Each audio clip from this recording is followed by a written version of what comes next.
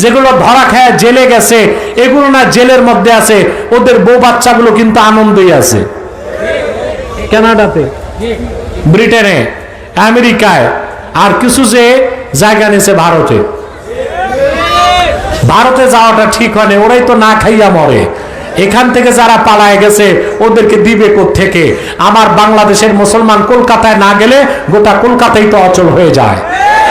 আমরা দেই, ওরা খায়। আমরা দেই, ওরা খায়। যখন ওরা হুমকি দিল বাংলাদেশে শান্তি বাহিনী পাঠাবার কথা বলছে, শুনছেন না আপনারা? ওই দেশের মুখ্যমন্ত্রী বলছে, এটা মুখ্যমন্ত্রী না মূর্খমন্ত্রী। এটা মহিলা তো, মহিলা তো এমনি জ্ঞান কম, আকল কম। ও বুঝতে পারে নাই বাংলাদেশে 14 কোটি মুসলমান, শাহজালালের উত্তরসূরি, শাহ ফারহানের উত্তরসূরি, শাহ মখদুমের উত্তরসূরি, শাহ কারামত আলী জনপুরের উত্তরসূরি। ভারত, আমেরিকা, ইসরায়েলকে ভয় পায় না।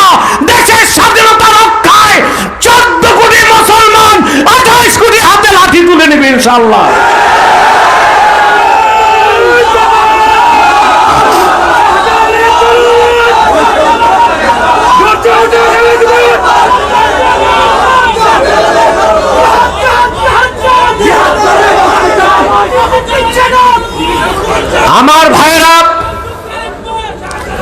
আমার ভাইরা সুস্পষ্ট অক্ষরে মনে রাখবেন, মুসলমান হচ্ছে লোহার বুট।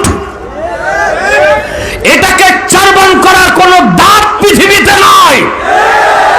মুসলমান জীবন দিতে পারে, ঈমান দিতে পারে না।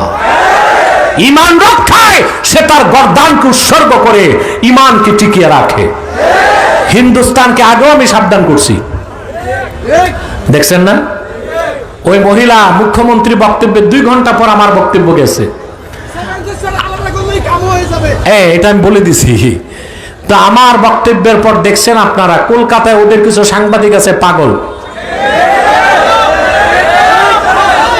তা আমি ভাবছিলাম একটা সাংবাদিকই পাগল, পরে দেখছি না, যা আছে সবই পাগল। পশ্চিম বাংলায় সবগুলো চ্যানেল আমার বিরুদ্ধে নিউজ করছে, দেখছেন না আপনারা? খুব হইচই করছে। আমি সরকারকে পরামর্শ দিয়েছিলাম 3টা নীতি বাস্তবায়ন করতে। আমি বলেছিলাম লালমনিরহাটে এয়ারবেস করেন, ওরা আমাদের দিকে হাত বাড়াবে, আমরা চিকেন নেক কেটে 7 সিস্টার আলাদা করে দিব। আমি বলেছি চায়নার সাথে প্রতিরক্ষা চুক্তি করেন, শত্রুকে বন্ধু বানান। আমি বলেছি আলু পেঁয়াজ, নিম্নমানের ভারতীয় আলু পেঁয়াজ আমাদের দরকার নাই, অন্যান্য রাষ্ট্র থেকে বাণিজ্যিক সম্পর্ক করা হোক।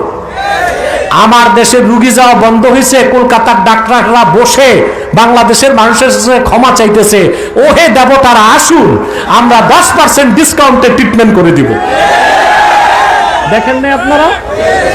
অতএব মুসলমান, আপনারা আপনাদের পলিসি নির্ধারণ করতে হবে, আপনারা কি করবেন।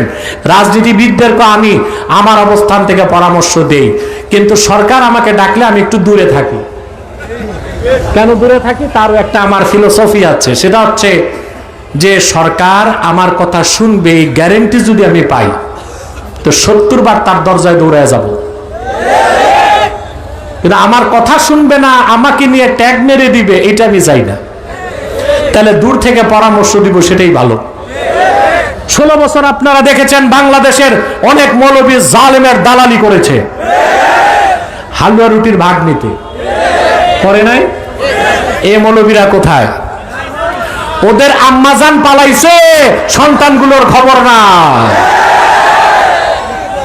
আম্মাজান গেছে স্বামীর বাড়ি,